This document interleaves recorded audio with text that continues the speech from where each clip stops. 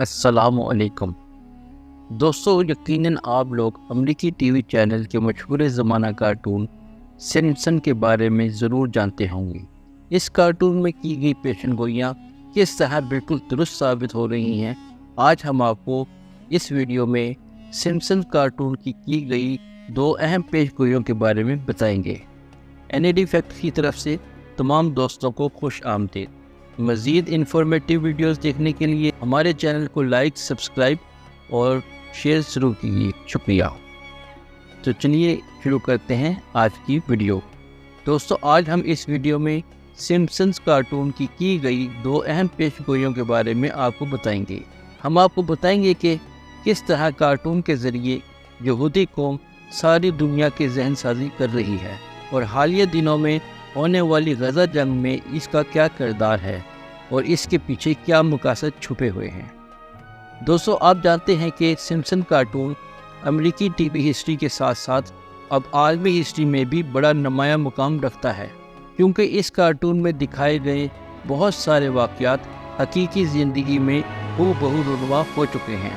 مزید حیرت کی بات یہ ہے کہ حقیقی زندگی میں پیش آنے والے واقعات، خواہ وہ 9/11 ہو یا اوشن گیٹ ٹائٹین کا واقعہ، وہ کارٹون میں دکھائے جانے والے سین سے بالکل مطابقت رکھتے ہیں اور ان میں ذرا سا بھی فرق نہیں ہے۔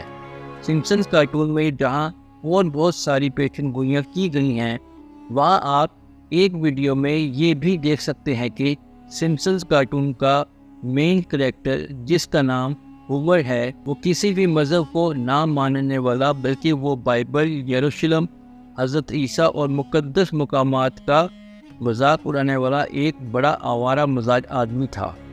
اس نے جب ایک مرتبہ ایسے ہی مذاق اڑایا تو ایک چرچ کا پادری، جس کا نام نیٹ تھا، اپنے ساتھ یروشلم لے گیا، جو کہ نہ صرف یہودیوں بلکہ مسلمانوں اور عیسائیوں کے لیے بھی بہت مقدس جگہ تھی۔ دوستو، آپ اس کارٹون میں واضح طور پر مسجد اقصی کا حصہ، ڈوم آف روک اور اس کا بورڈ بھی لگا ہوا دیکھ سکتے ہیں۔ وہاں جا کر ہومر نے دیکھا کہ یہ جگہ مسلمانوں، عیسائیوں اور یہودیوں کے لیے ایک جیسی اہمیت کی حامل ہے۔ اس سے ہومر کا دل بہت گھبرایا اور اس نے وہاں سے بھاگنے کی کوشش کی، کیونکہ وہ کسی خدا کو نہ ماننے والا تھا۔ بھاگنے کی کوشش میں جب وہ ایک صحرا میں پہنچا تو دیکھا گیا کہ اس پر غیر سے ایک الہام ہوا اور ہومر، جو کسی خدا کو نہیں مانتا تھا، وہ خود لوگوں کا مسیحا بن گیا۔ دوستو، اس بات سے تو آپ سبھی واقف ہوں گے کہ یہودیوں کا مسیحا دجال کسی خدا کو ماننے والا نہ ہوگا، بلکہ وہ تو خود خدائی کا دعویٰ کرے گا۔ شاید اسی لیے ہومر کو بھی کسی خدا کو نہ ماننے والا دکھایا گیا۔ کارٹون میں اسے عربی لباس میں دکھایا گیا اور یہ بھی دکھایا گیا کہ وہ اب مسلمانوں، عیسائیوں اور یہودیوں کو ایک جھنڈے کے نیچے اکٹھا کر رہا ہے اور ان سب کو ایک نئے مذہب کی دعوت دے رہا ہے، اور یہ بھی دکھایا گیا کہ یہ مذہب تینوں ابراہیمی مذاہب کو یکجا کر دینے کے لیے مفید ہے۔ اب آپ اندازہ لگائیں کہ اس کارٹون کے یہودی رائٹر نے کس قدر چالاکی سے آنے والے فتنہ کذاب مسیحا، جس کا نام ہمیں احادیث مبارکہ میں دجال یعنی جھوٹا بتایا گیا ہے، اسے کتنی مکاری سے ایک نیک اور متقی شخص بتانے کی کوشش کی گئی، اور کہیں بھی ان حقیقی و نشانیوں کا ذکر نہیں کیا گیا جو اس جھوٹے ملعون میں پائی جائیں گی، اور کس طرح اس پوری دنیا کے لوگ، خاص طور پر نئی نسل کے ذہنوں کو ایک نئے مذہب کو قبول کرنے کے لیے تیار کیا گیا ہے۔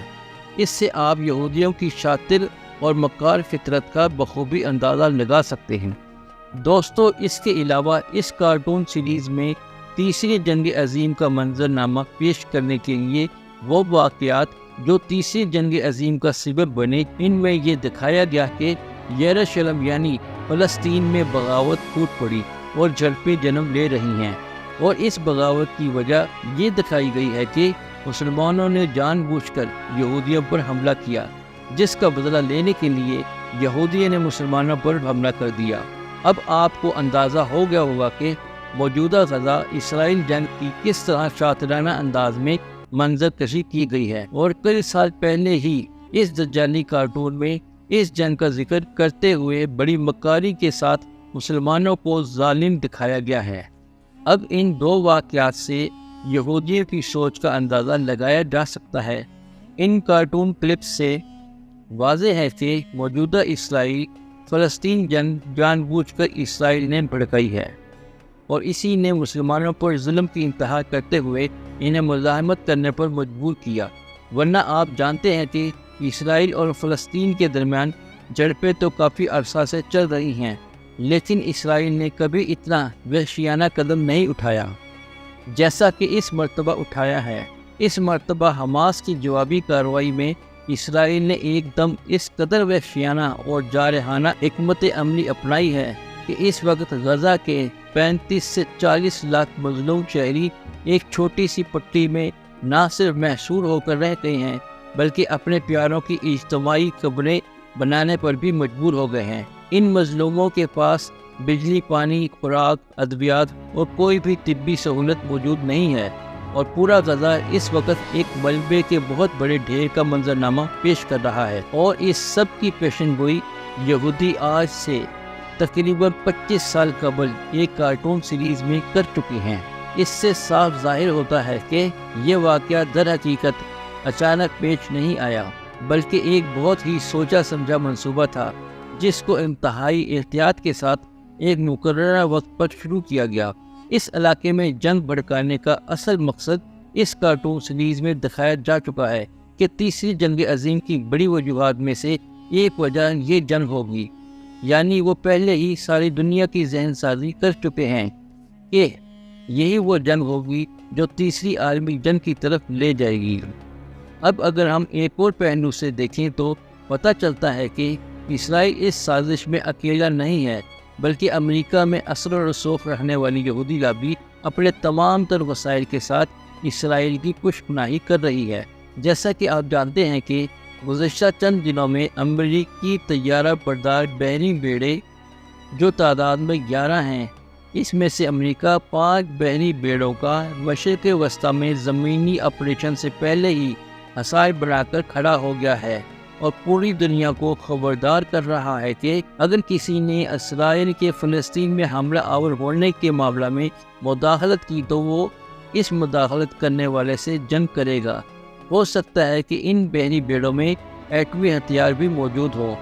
اگر مشتعل ہو کر شام اور عراق کے مسلمان مجاہدین نے روسی اسلحہ سے امریکی بیسز پر حملہ کر دیا تو امریکہ جوابی کارروائی میں روسی بیسز پر حملہ آور ہوگا، اور پھر روس بھرپور طریقے سے اس جنگ کا حصہ بن جائے گا، اور پھر امریکہ بھی ڈائریکٹلی اس جنگ کا حصہ بن جائے گا۔ اور دوستو، اگر دنیا کی 2 سپر پاورز جنگ میں انوالو ہوں گی تو خود ہی یہ جنگ ایک بڑی عالمی جنگ میں تبدیل ہو جائے گی۔ یہ تو آپ جانتے ہی ہیں کہ ان سب جنگوں کا مقصد یہودیوں کا اپنے مسیحا یعنی دجال کے خروج کے لیے راہ ہموار کرنا ہے۔ اب آپ خود اندازہ لگائیں کہ آج سے کئی سال قبل دکھائے جانے والے ان کارٹونز میں تیسری جنگ عظیم کے چین آف ایونٹس بھی دکھائے گئے ہیں، اور ساتھ ہی یہ بھی دکھایا گیا ہے کہ ان کا مسیحا کس طرح کا ہوگا اور وہ کس پیغام کی تبلیغ کرے گا۔ اس سے واضح ہوتا ہے کہ یہودیوں کے عقیدے کے مطابق اس جنگ میں ان کے مسیحا کا خروج ہوگا۔ وہ تیسری جنگ عظیم کو مزید بھڑکا کر پوری دنیا پر یہودیوں کے غلبہ کا باعث بنے گا۔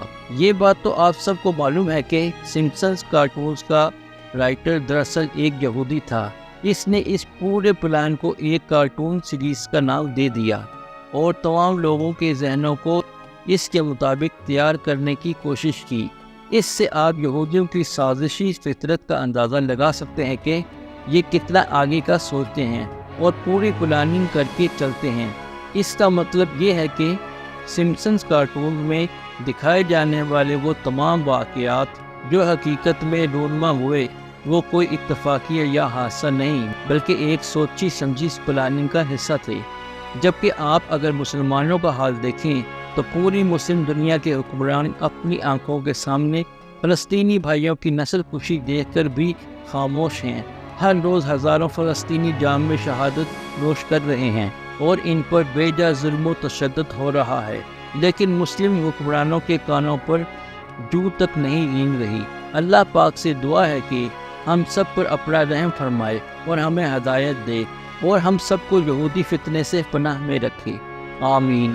شکریہ۔